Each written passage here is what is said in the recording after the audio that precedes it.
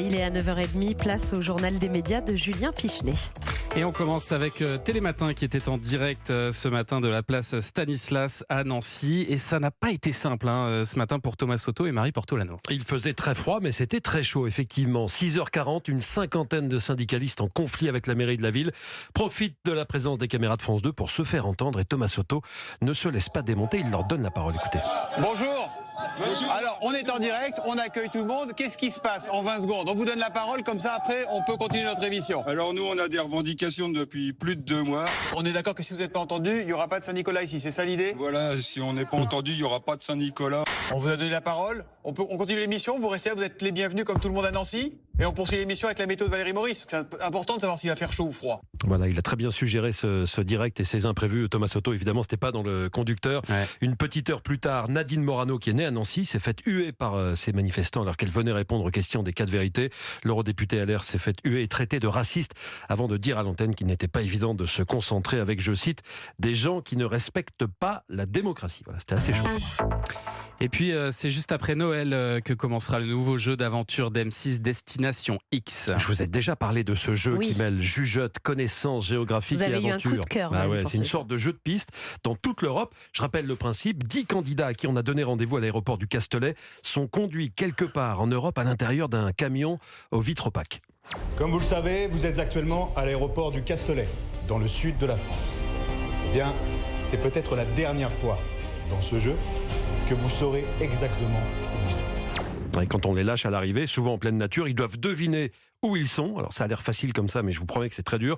Ils sont 10 au départ, il n'en restera qu'un. Ce sera présenté par l'acteur Philippe Basse qu'on vient d'entendre. Et ça commencera, on a la date Thomas, le jeudi 28 décembre à 21h10. Oui, j'ai vu le premier épisode, c'est un bon divertissement familial, plutôt intelligent pour toute la famille. Et je me permets de le conseiller. C'est un jeu qui vient de Belgique, ça a marché très très fort en Belgique avec 36% de part d'audience là-bas. Martin, Valentin Crête, c'est maintenant que vous êtes des stars partout dans le monde. On vous a pas proposé encore de participer à des jeux, à des divertissements comme ça? On a déjà le petit frère qui a fait Ninja Warrior. Ah oui, c'est vrai. Il n'est pas allé très loin malheureusement, mais voilà, ça arrive. On a quelques pas trop le temps, nous. Ouais, on a quelques propositions, mais pas beaucoup de temps. Manque de temps. Un petit Koh-Lanta, vite fait. Koh-Lanta, il faut négocier avec pour nos... perdre quelques kilos. Ouais, c'est ça. Mask Singer, les frères Kretz dans Mask Singer. Pourquoi pas.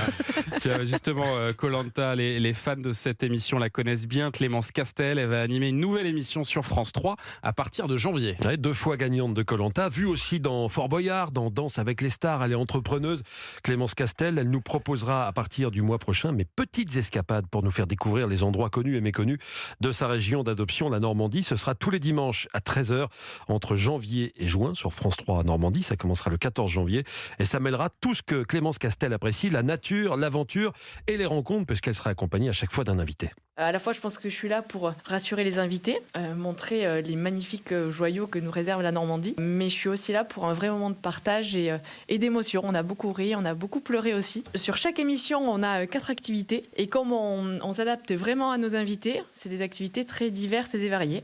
Donc ça va du saut en parachute au cours de claquettes. On a fait des percussions africaines, on a fait de la peinture, de la sculpture. J'avais eu la chance de sauter il y a une vingtaine d'années en parachute en Nouvelle-Calédonie. Là, on l'a fait au-dessus du Mont-Saint-Michel et c'était tout aussi féerique. Voilà, un saut en parachute au-dessus du Mont-Saint-Michel. Il lui faut de l'aventure à Clémence, sinon elle ne vient pas. Ce sera donc à partir du 14 janvier. Elle m'a confié qu'elle se verrait bien faire ça dans toutes les régions par la suite, si jamais ça marchait bien, Thomas. Ah, pourquoi pas. C'est à 13h, c'est ça, ce sera diffusé le dimanche à 13h. Également dans ce journal des médias, l'Arcom qui publie aujourd'hui son rapport sur l'éducation aux médias, à l'info et à la citoyenneté numérique. Oui, parce que les médias, ça s'apprend. Il faut parfois être guidé ou pris par la main pour s'y retrouver dans cette société marquée par la multiplication et l'accélération des flux d'informations.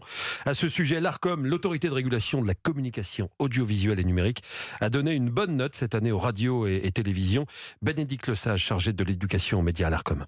En fait, on se rend compte vraiment que les médias prennent à bras-le-corps la question de l'éducation aux médias et à l'information. Et en plus, ils renforcent légitimement leur action sur les thématiques de fabrication de l'information et de lutte contre la désinformation. La dernière bonne nouvelle, c'est que la majorité des médias s'impliquent maintenant dans des actions régulières tout au long de l'année et avec des opérations de terrain, ça qui est vraiment une nouveauté, significative pour toucher tous les publics. Et nous les encourageons d'ailleurs à poursuivre cette approche. Alors à quoi ressemblent ces actions ? C'est par exemple TF1 qui a lancé l'année dernière TF1 infos sur TikTok pour produire des vidéos explicatives sur l'actu.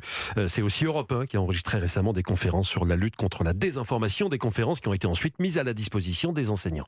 Et puis un petit nouveau dans les kiosques, après 60 millions de consommateurs, voici 60 millions juniors. Le premier numéro sort aujourd'hui, c'est le même principe que le magazine Conso qui existe depuis plus de 50 ans, sauf que 60 millions juniors va évidemment se concentrer sur les produits qui intéressent les enfants, les céréales, les petits gâteaux de 4 heures. Le magazine montrera également les coulisses de fabrication des produits. L'objectif de ce 60 millions juniors, c'est aussi d'aider les plus jeunes à déjouer les pièges de la société de consommation.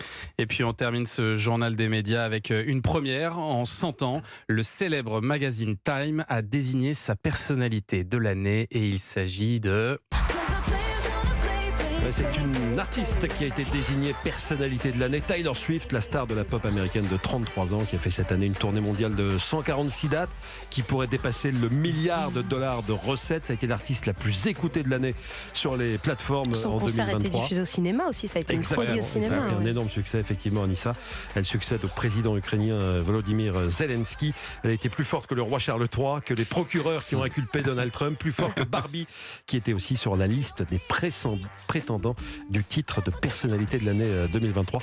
Ça existe depuis 1927, Time, et c'est la première fois qu'une artiste était consacrée personnalité de l'année pour ses qualités d'artiste. Taylor Swift. Formidable Taylor Swift, vous adorez. Elle fait peut-être partie de la bande originale d'ailleurs de votre série L'Agence, dans laquelle il y a beaucoup de musique. Possible. Je cherche peut-être un pied-à-terre à Paris. Bah oui, il faut lui vendre un appart à Taylor Swift. C'est pour ça qu'ils disent on l'adore en fait.